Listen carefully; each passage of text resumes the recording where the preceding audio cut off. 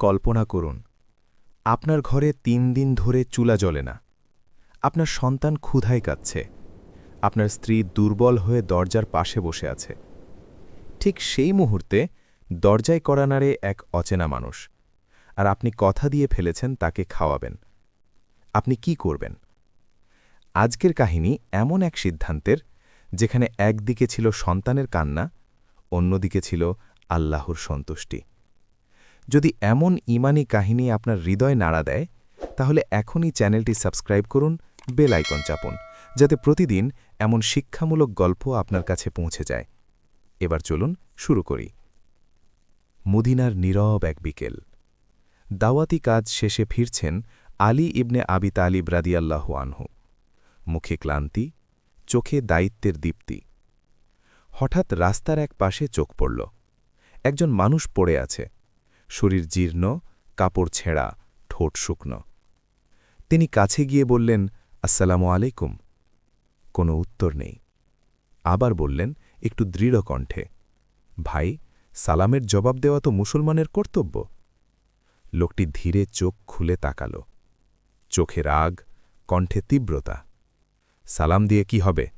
5 দিন কিছু খাইনি, যদি পারেন খাবার দিন। এই কথা শুনে হৃদয়ে সামান্য দহন হল, কারণ তিনি অপমানিত হননি, কিন্তু কথার ভঙ্গি ছিল কঠোর। ঠিক তখনই তার মনে ভেসে উঠল কোরআনের শিক্ষা, অভাবগ্রস্তকে ধমক দিও না। সূরা আদ-দুহা ৯-১০ আয়াতের সারমর্ম। রাগ গলে গেল। তিনি নরম স্বরে বললেন, আমার কাছে এখন কিছু নেই, তবে আমার ঘর কাছে, চলুন আমার সঙ্গে। ফকির বলল, আমি হাঁটতে পারব না, এত দুর্বল হয়ে গেছি, আপনি যদি কাঁধে নেন তাহলে যাব। এক মুহূর্ত থামলেন, তারপর ঝুঁকে পড়লেন, ফকিরকে কাঁধে তুলে নিলেন। এই দৃশ্য শুধু সহানুভূতির নয়, এটি ছিল আত্মসমর্পণের। হাদিসের সারমর্ম অনুযায়ী প্রকৃত শক্তিমান সেই, যে রাগের সময় নিজেকে সংযত রাখে। ধীরে ধীরে বাড়ির সামনে পৌঁছলেন। উঠোনে ফকিরকে শুইয়ে রেখে দরজায় কড়া নাড়লেন। ভেতর থেকে ক্ষীণ কণ্ঠ, ফাতিমা বিনতে মোহাম্মদ রাদিয়াল্লাহু আনহা। দরজা খুলতেই তিনি স্তব্ধ। স্ত্রীর মুখ শুকনো, চোখ দেবে গেছে। ঘরে নীরবতা। কি হয়েছে? প্রশ্ন করলেন। তিনি শান্ত কণ্ঠে বললেন, 3 দিন হল ঘরে কিছু নেই। হাসান আর হুসেন ক্ষুধায় কাঁদছে।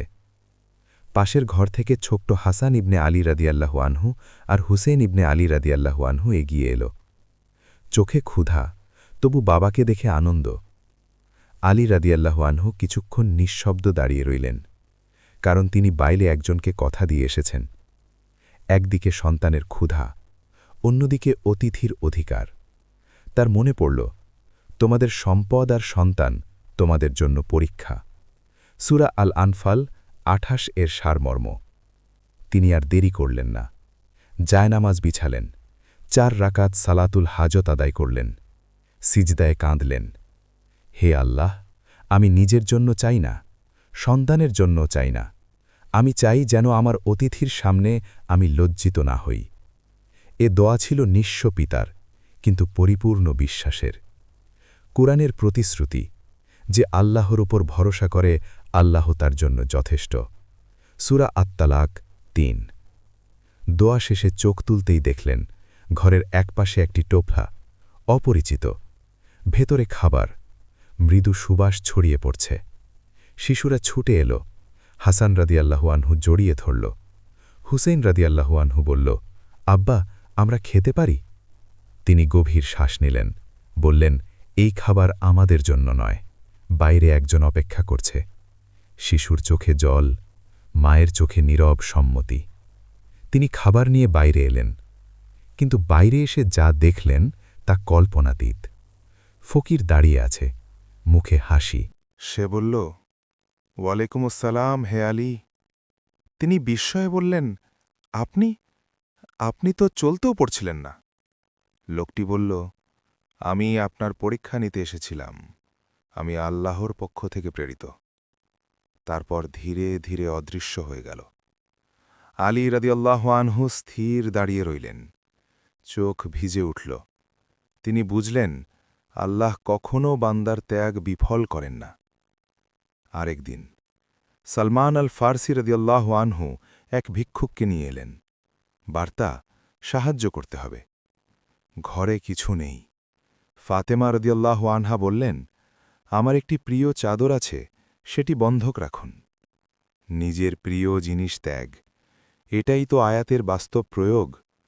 তোমরা প্রিয় বস্তু থেকে ব্যয় না করলে পূর্ণ নেকি পাবে না। সূরা আলে ইমরান 92। চাদর বন্ধক রাখা হল, অর্থ এনে ভিক্ষুককে দেওয়া হল।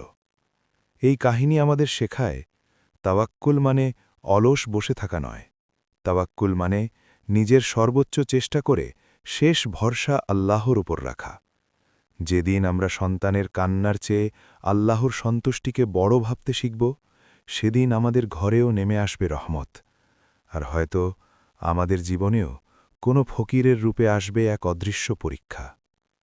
কখনো কি এমন মুহূর্ত আপনার জীবনে এসেছে, যখন ঘরে খাবার নেই, পকেটে টাকা নেই, কিন্তু দরজায় কড়া নাড়ছে এক অভাবী মানুষ?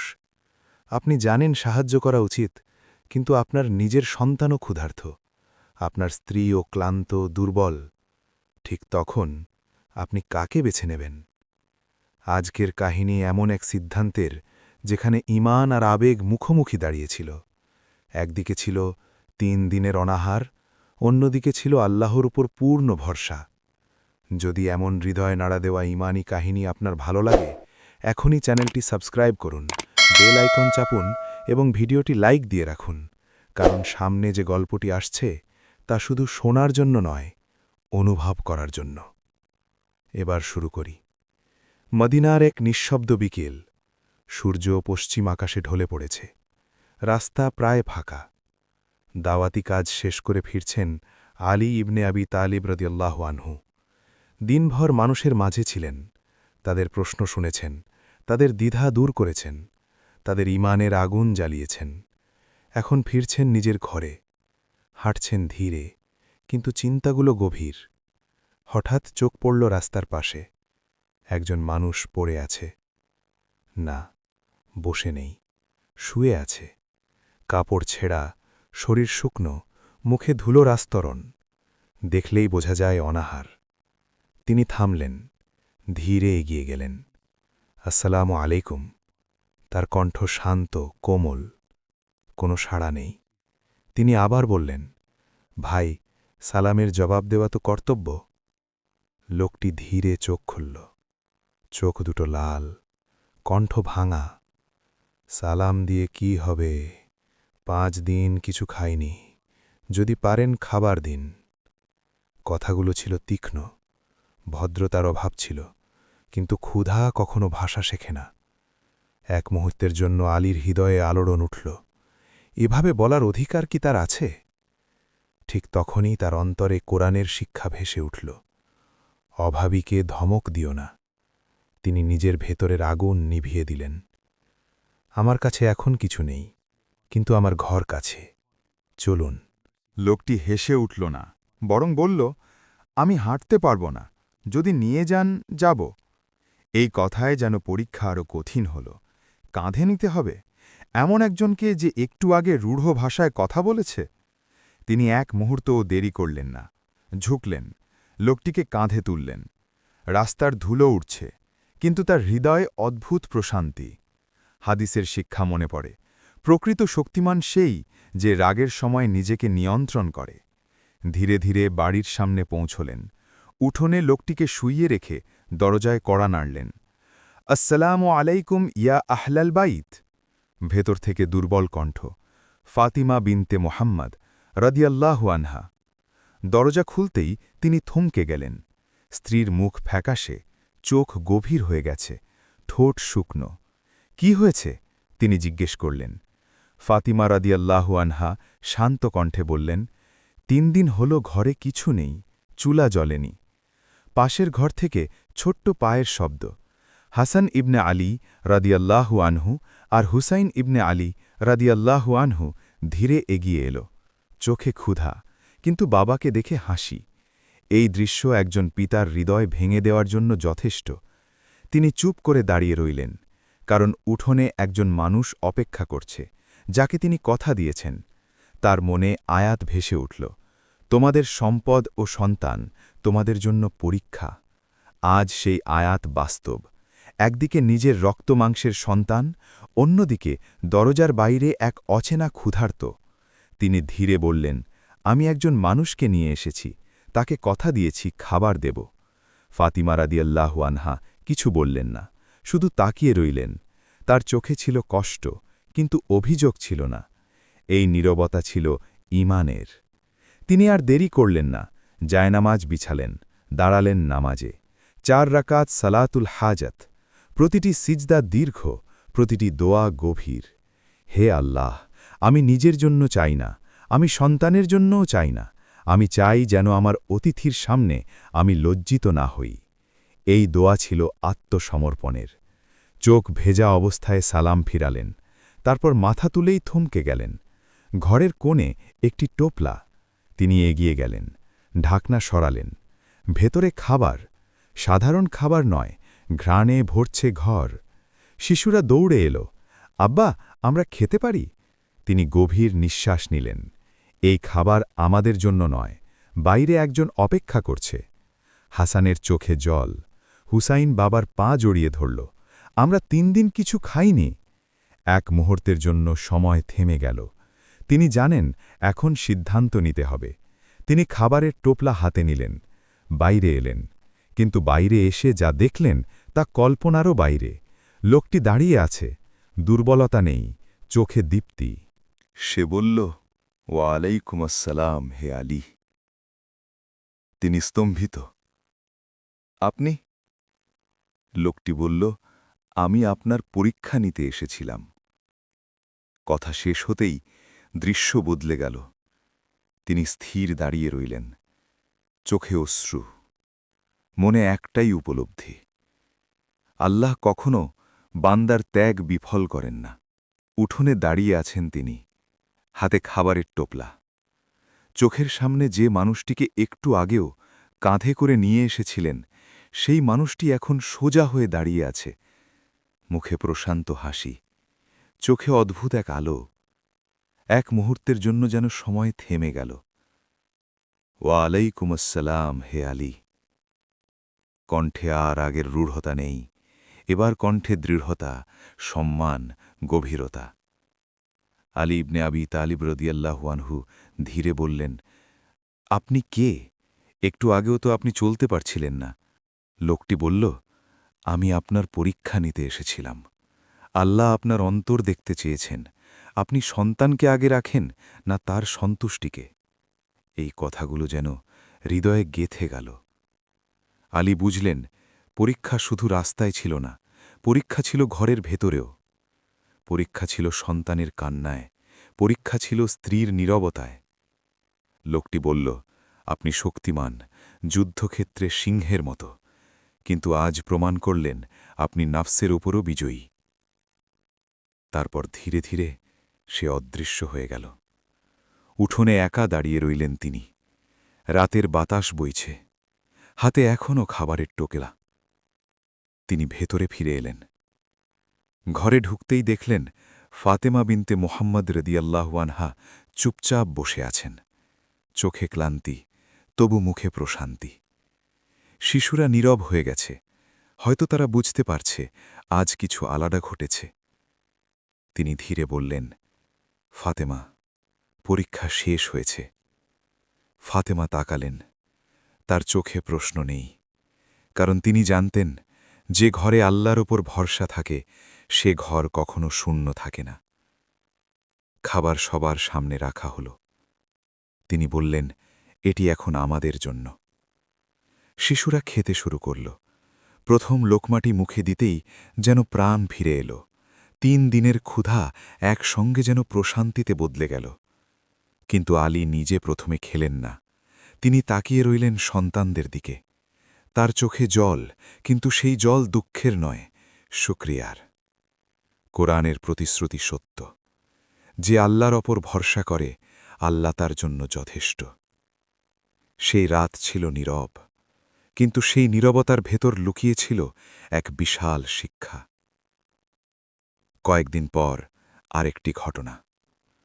মদিনার রোদেলা সকাল, দরজায় কড়া নাড়ার শব্দ।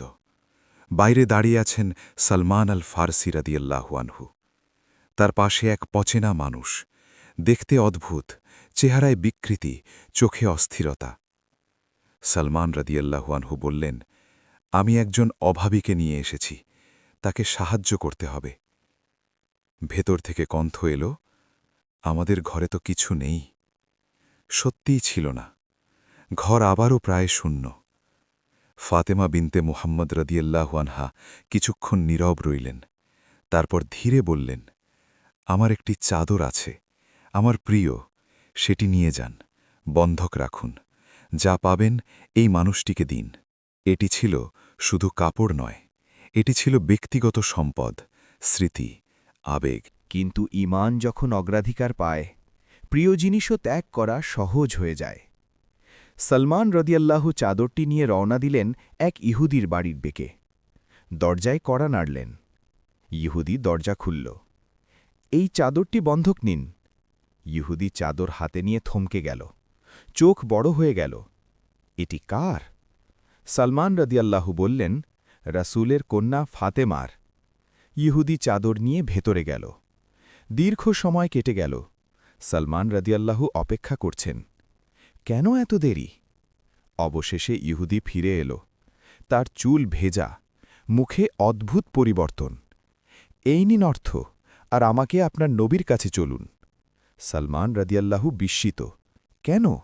ইহুদি বলল, আমার কিতাবে লেখা ছিল শেষ নবীর ঘরে একদিন অভাব আসবে, তার কন্যা নিজের চাদর বন্ধক রেখে অভাবীকে সাহায্য করবেন। আজ সেই নিদর্শন আমি দেখলাম। তার চোখে জল। আমি সাক্ষ্য দিতে চাই, তিনি সত্য। সলমান রাদিয়াল্লাহু তাকে নিয়ে রওনা দিলেন। এই ঘটনা শুধু দানের ছিল না, এটি ছিল সত্যের প্রমাণের। একজন মানুষ দানের মাধ্যমে ঈমান পেল। রাতে বাড়িতে বসেছিলেন আলী রাদিয়াল্লাহু। দিনের ঘটনাগুলো মনে পড়ছে। তিনি বুঝলেন, দান কখনো সম্পদের পরিমাণ দিয়ে মাপা হয় না, মাপা হয় ত্যাগ দিয়ে। শিশুরা ঘুমিয়ে পড়েছে। ফাতেমা রাদিয়াল্লাহু ক্লান্ত শরীর নিয়ে বিশ্রামে।